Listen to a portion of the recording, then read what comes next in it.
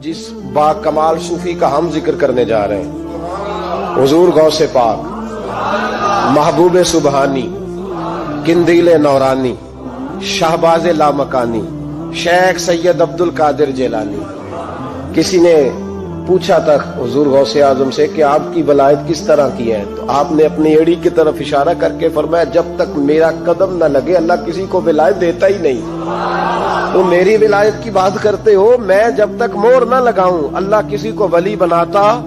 शेख सादी बोल पड़े, कहने लगे, गौसे आजम दरमियाने औलिया, जू मोहम्मद दरमियाने अंबिया। हुजूर गौसे आजम रदी अल्लाह तआला अन्हु का वलियों में वही मकाम है जो नबी पाक का नबियों में मकाम है। इमामुल औलिया, सरताजुल औलिया हुजूर गौसे पाक रदी अल्लाह तआला अन्हु। हुजूर गौसे आजम रदी अल्लाह तआला अन्हु फरमाते, मैं तकरीर नहीं करता था, तालीम मैंने हासिल कर ली, पर मैं तकरीर, ये बड़ा जरूरी काम है, ये बड़ा जरूरी काम है। जो असरात इसके होते हैं बाकी चीजों, हजरत जुनैद बगदादी, ये तो हुजूर गौसे आजम के भी पीर है ना, ये तो हजरत दाता अली अजमेरी के भी पीर हैं। हजरत जुनैद बगदादी के बारे में दाता साहब ने लिखा है कश्फुल माजूब में, फरमाते, मैं आलिम बन गया, पढ़ गया, मेरे मामू भी थे, मेरे मुर्शद भी थे हजरत श्री सख्ती रहमतुल्लाह अलैह। तो मुझे अक्सर कहते कि जुनैद यार तकरीर किया कर। मैं कहता हूँ हुजूर अभी मैं नेक नहीं, अभी मैं खुद ठीक नहीं। मेरे पीर भाई भी मुझे कहते हैं कि हजरत की भी ख्वाहिश है तो हमारा भी दिल करता है। लगता है कि आपकी गुफ्तगू की बरकत से अल्लाह बड़े लोगों को हिदायत अता फरमाएगा, आप वसीला बनेंगे, तो बात किया करें। कहते मैं टाल देता, मेरे नसीब देखो, एक दिन मैं अपने घर में सोया हुआ था तो अचानक बगदाद की सारी गलियों ने महकना शुरू कर दिया। फरमाते अचानक ठंडी खुशबुएं फैल गईं। मेरे नसीब देखो कि मुझे मुस्तफा करीम का दीदार नसीब हो गया। खाब मेरी विच आया माही ते मैं गल विच पा लईया बावां, ते डर दी मारी अख भी न खोला किते फेर बिछड़ न जावा। कहते हुजूर तशरीफ लाए तो मुस्तफा ने बड़ा ही नवाजा, महबूब ने बड़ा ही नवाजा। काश आपको लज्जत आए इस बात की। हुजूर ने अल्लाहु अकबर बड़ा ही नवाजा। कहते महबूब जाने लगे तो हल्का सा जुमला, मीठी सी बात, एक जुमला बड़ा मीठा सा। जाते दफा फरमाने लगे, जुनैद तकरीर किया कर यार, तकरीर किया कर। दाता साहब लिखते हैं, दाता साहब फरमाते हैं कि हजरत जुनैद बगदादी कहते हैं, अर्ज की हुजूर अब तो जरूर करूंगा, अब तो रोज करूंगा, खोल के करूंगा। फरमाते हैं मैं जब उठा ना, फजर की अजान हुई, वुजू किया, सुन्नतें पढ़ी तो दिल में चोर आ गया। मेरे दिल में ख्याल आया कि पीर साहब ने तो कभी नहीं बताया कि उन्हें दीदार हुआ है, तो मुझे तो हुआ है ना। पीर साहब ने, बहुत सारे लोग पीर साहब से खुद सियाने होते हैं ना, उनको खुद नूर नजर आता है रोज ख्वाब में, वो बहुत सारे जलवे खुद बयान कर लेते हैं। तो कहते हैं मेरे दिल में ख्याल आया कि पीर साहब ने तो कभी नहीं बताया, तो मुझे तो हुआ है। किसी दरवेश ने एक शेर कहा था, पर बड़े मसले उसने हल किए। वो कहने लगा, जेड़े महरम राज हकीकत दे ओ राजे हकीकत खोल दे नहीं, और जिन्ना वेख्या नहीं ओ करन गल्लां, जिन्ना वेख लिया ओ ते बोल दे ही नहीं, जिन्ना वेख लिया हो उनसे बोला जाता भी नहीं, बोला जाता भी नहीं। तो कहते मैं सुनते घर पड़ी तो खरामा खरामा चला तो दिल में चोर था, बांझ फकीरों किसे नहीं मारिया, ए होई चोर अंदर दा। कहते मैं गया हजरत के पीछे नमाज पढ़ी 7वीं साफ में, तो अंदर चोर था कि मेरा तो दर्जा ऊंचा चला गया है, लेकिन मुझे दीदार हुआ है। तो कहते हैं नमाज हजरत ने खुद पढ़ाई, तो नमाज पढ़ा के कहने लगे, जुनैद आगे आ जा। फरमाते मैं तीसरी सफ में आ गया तो कहने लगे, चल यार थोड़ा और नेड़े आ जा। कहते मैं करीब जाके ना पहली सफ में बैठा तो कहने लगे, इधर आ मेरे साथ बैठ। कहते मैं उनके साथ बैठ गया, हजरत के साथ। ये भी किसी नसीबों वालों को नसीब है ना।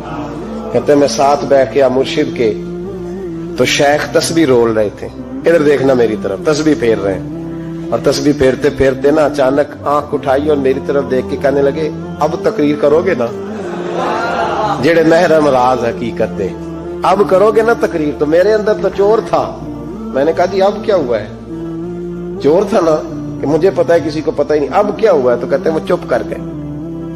چند منٹ کے وقفے کے بعد پھر فرمانے لگے اب کرو گے نا تقریر؟ کہتے اندر چور بیٹھا تھا، میں نے کہا حضور ہوا کیا ہے بتائیں تو صحیح۔ کہتے ہیں انہوں نے تسبیح چھوڑی، جبہ سمیٹا اور چہرہ میری طرف پھیرا، اور میں نے ان کی آنکھوں میں جو روشنی آج دیکھی پہلے کبھی نہیں دیکھی تھی، لب و لہجے میں جو جلال آج دیکھا وہ کبھی نہیں دیکھا تھا۔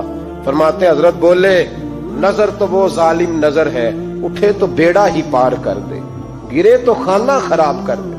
فرماتے ہیں میں نے حضرت کا جلال دیکھا اور میری طرف دیکھ کے فرمانے لگے جنید کل جو رات گزری ہے مجھے خواب میں اپنے رب کا دیدار ہوا تھا۔ تو مالک نے پوچھا کہ سری کوئی بات بتا، تو میں نے عرض کی مولا ایک کی مرید تیار کیا ہے وہ بھی تقریر نہیں کرتا، کبھی تیرے حبیب کا ادھر کا پھیرا ہو تو ذرا جنید کو اشارہ کر جائے تو چلو میرا بھی کام بن جائے گا، لوگوں کا بھی نفع ہوگا۔ کہتے ہیں حضرت جنید بغدادی کہ میری چیخ نکلی، اللہ اکبر کہا تو میرے کپڑے پھٹ گئے، بغداد کی وہ مسجد ساری رونے لگی۔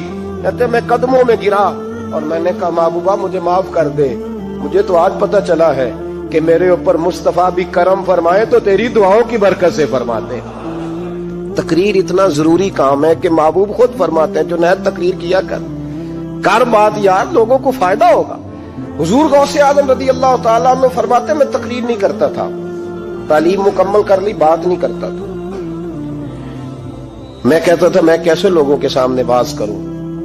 کہتے مجھے خواب میں مصطفیٰ کریم کا دیدار نصیب ہوا، محبوب نے فرمایا عبد القادر بات کیوں نہیں کرتے؟ میں نے کہا حضور یہ عربی لوگ ہیں، فصیح و بلیغ ہے، ہر آدمی بات سمجھتا ہے، تو میں کس طرح اتنے مجمع میں بولوں گا، بڑا مشکل کام ہے، ہر آدمی کی ذہنی سطح کے مطابق کیسے بات کروں گا؟ کہتے ہیں مصطفیٰ کریم نے فرمایا منہ تو کھولو ذرا۔ کہتے ہیں میں نے منہ کھولا تو حضور نے 7 دفعہ لعاب دہن میرے منہ میں ڈال دیا، فرمایا اب تو بولتے جانا اور میری برکتیں تیری مدد کرتی جائیں گی۔ آپ فرماتے ہیں اگلی شام میں سویا تو مولا علی شیر خدا بھی آ گئے، تو فرمانے لگے عبد القادر منہ کھول نہ بیٹا تو میرا بھی ہے۔ کہتے ہیں میں نے منہ کھولا تو حضرت علی نے 6 دفعہ لعاب دہن ڈالا، تو میں نے کہا حضور آپ نے 6 دفعہ ڈالا ہے، تو خواب میں حضرت علی فرماتے ہیں کہتے ہیں بیٹے میں نبی پاک کے برابر تو نہیں نہ ہو سکتا، میں نبی پاک کے برابر، حضور نے 7 دفعہ ڈالا ہے تو 6 دفعہ اس لیے ڈالا کہ میں حضور کے برابر۔ صحابہ تو خواب میں بھی آ کے کہتے ہیں ہم نبی کے برابر نہیں، تو کیسے نبی کے برابر بن گیا؟ وہ تو خواب میں بھی آ کے کہتے ہیں کہ ہم حضور کے برابر ہیں، تو زندگی میں دعوے کرتا پھرتا ہے۔ حضور غوث اعظم فرماتے ہیں بس پھر چھوٹی سی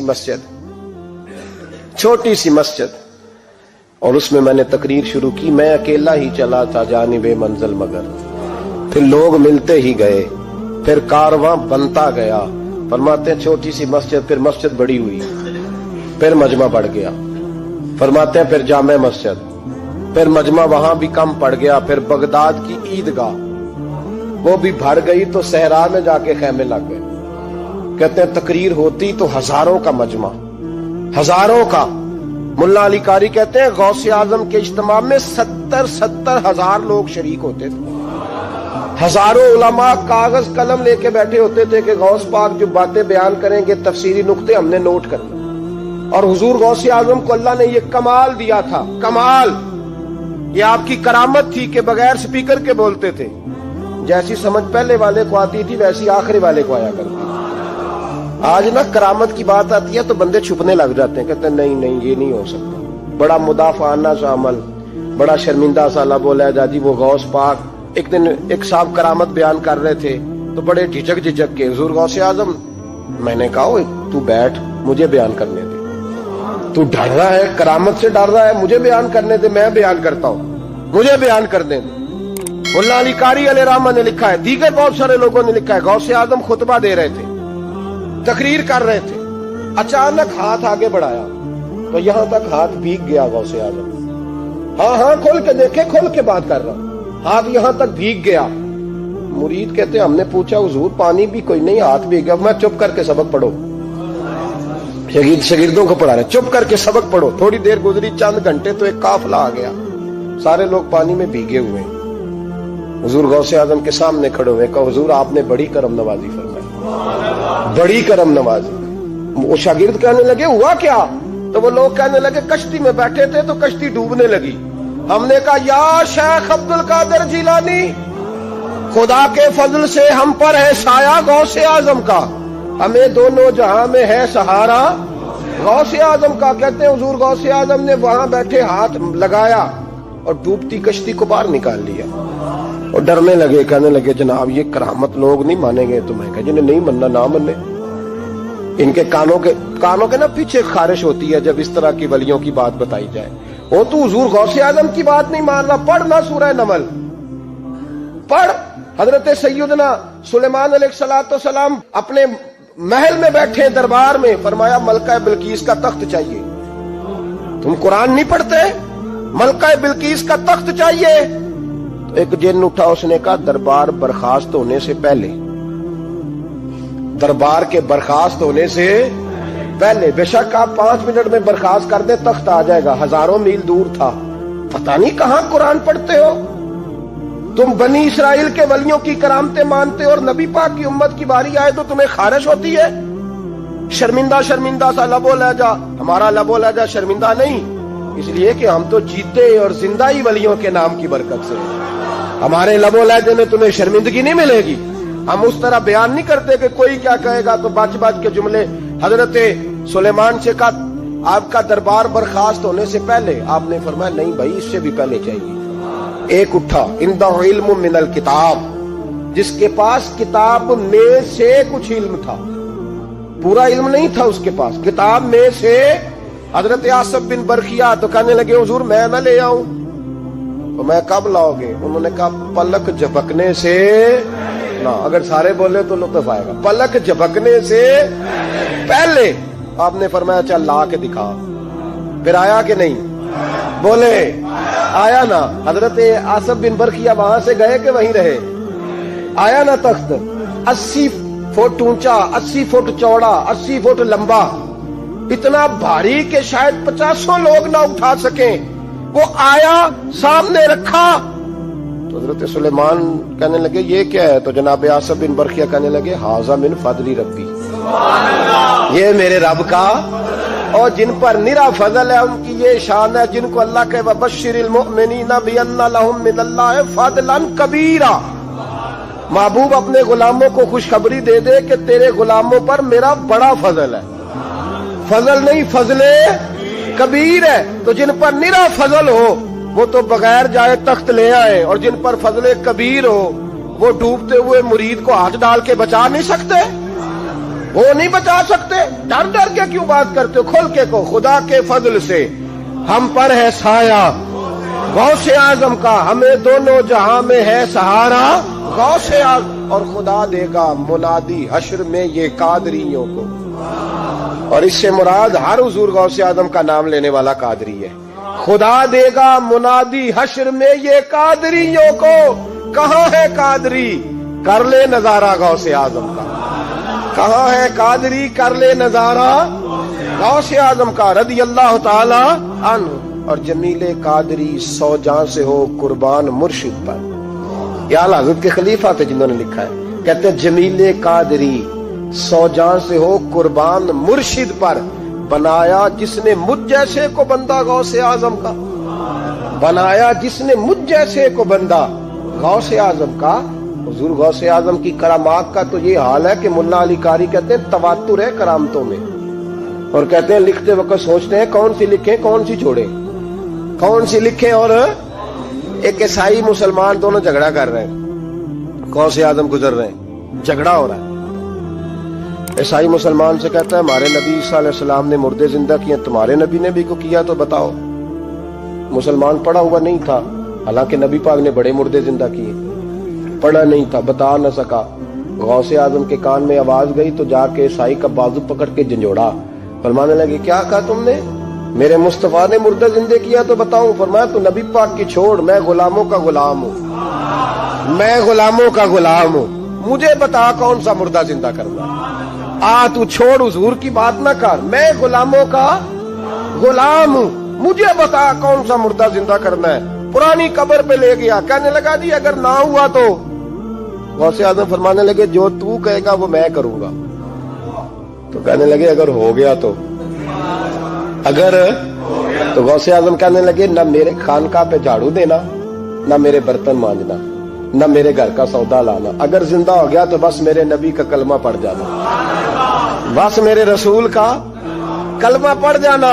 اللہ اکبر۔ اس نے جو سب سے پرانی قبر تھی نا، وہ کہتا ہے یہ ہمارے دادا نے بھی نہیں دیکھا تھا بندہ کون ہے، اس قبر پہ کھڑا ہو کہنے لگا اس کو زندہ کریں۔ تو غوث اعظم رضی اللہ تعالیٰ عنہ قبر کے سرانے کھڑے ہوئے تو دعا کرنے لگے، کہنے لگے مولا اپنے لیے نہیں، تیرے رسول کے لیے۔ پھر فرمایا قم باذن اللہ، اٹھ اللہ کے حکم کے ساتھ۔ ایک عورت کلمہ پڑھتی ہوئی کھڑی ہو گئی، اور کھڑی ہو کے اس نے پہلا جملہ کہا تو کمال کر دی، کہنے لگی میرے نصیب دیکھو، میں بنی اسرائیل کی تھی، عبد القادر تیرے صدقے جاؤں، تو نے مجھے کھڑا کیا ہے تو اللہ نے مجھے مصطفیٰ کا کلمہ پڑھنے کی توفیق دے دی، تیرے قربان جاؤں عبد القادر، تیری کیا بات ہے۔ اب وہ بندہ دوڑ دوڑ کے غوث اعظم کے قدموں میں آیا، فرمانے لگے نا کلمہ میرے مصطفیٰ کا پڑھنا ہے، حضور کا غلام بننا ہے۔ او بھائیو، حضرت شیخ عبد القادر جیلانی، حضور غوث اعظم رضی اللہ تعالیٰ عنہ، معمولی بات نہ سمجھنا، حضور غوث اعظم رضی اللہ تعالیٰ عنہ فرماتے ہیں میں قدم نہ لگاؤں تو اللہ ولایت ہی نہ دے، میں قدم نہ لگاؤں تو اللہ ولایت نہ دے۔ ایک آدمی سے حضور غوث پاک ناراض ہو گئے، ایک شخص سے نکل جا میرے آستانے سے، دعا منگیا کرو سنگیو کہ مرشد نہ رس جاوے، جنہاں دے پیر رس جاندے وہ جیوندے بھی وہ مرے ہی رہ، چل دوڑ جا نکل جا۔ وہ کہتا ہے میں 300 ولی کے پاس گیا ہوں، 300، ہر ایک سے کہا میرے لیے دعا کرو، تو وہ کہنے لگے جسے عبد القادر دھتکار دے اس کو کوئی سینے سے لگا سکتا، چل واپس چلا جا۔ آ کے قدموں میں بیٹھ گیا، کہنے لگا سونے معاف کر دے۔ فرمانے لگے تو نے دیر کر دیا، میں تو کب سے معاف کیے بیٹھا ہوں، تو نے دیر کی آنے میں تو رسول اللہ کا غلام ہوں، اور حضور نے معاف کرنا سکھایا ہے۔ حضور غوث پاک واز کرتے، نصیحت کرتے، اور چونکہ نہ شہرت کے لیے، نہ مال کے لیے، نہ نوٹوں کے لیے، اس لیے غوث اعظم جب تقریر کرتے نا، ایک دن بغداد میں بارش شروع ہو گئی، خطاب ہو رہا تھا، لوگ بکھرنے لگے، تو 2 جملے غوث پاک کے، کہنے لگے یا اللہ تو دلوں کے بھید جانتا ہے، اگر بندے میں نے اپنی ذات کے لیے اکٹھے کیے ہیں تو تیز بارش برسا، دوڑا دے سارے، اور اگر تیرے لیے اکٹھے کیے ہیں تو پھر بھی تیری مرضی، رکھنے ہیں تو رکھ، بھیجنے ہیں تو۔ حضرت یحییٰ کہتے ہیں سارے بغداد میں بارش ہوتی تھی، پر جہاں غوث اعظم کی محفل ہوتی تھی وہاں کوئی نہیں ہوتی تھی، وہاں کوئی نہیں ہوتی تھی۔ غوث اعظم تقریر کرتے کبھی کبھی وجد آتا تھا۔ وجد کس کو کہتے ہیں؟ وجد کبھی کبھی آپ کہتے نہیں کہ میرے رونگٹے کھڑے ہو گئے، لوں کنڈے کھڑے ہو گئے، پھر کبھی کبھی کہتے یار پتہ نہیں کیا ہوا آج تو آنسو رکتے نہیں تھے، اسی کو وجد کہتے ہیں۔ اسی کو، یہ ایک کیف ہے، ایک مستی ہے جو چڑھ جاتی ہے، ہر جگہ چڑھتی، کہیں کہیں چڑھ جاتی ہے اور کمال ہو جاتا ہے۔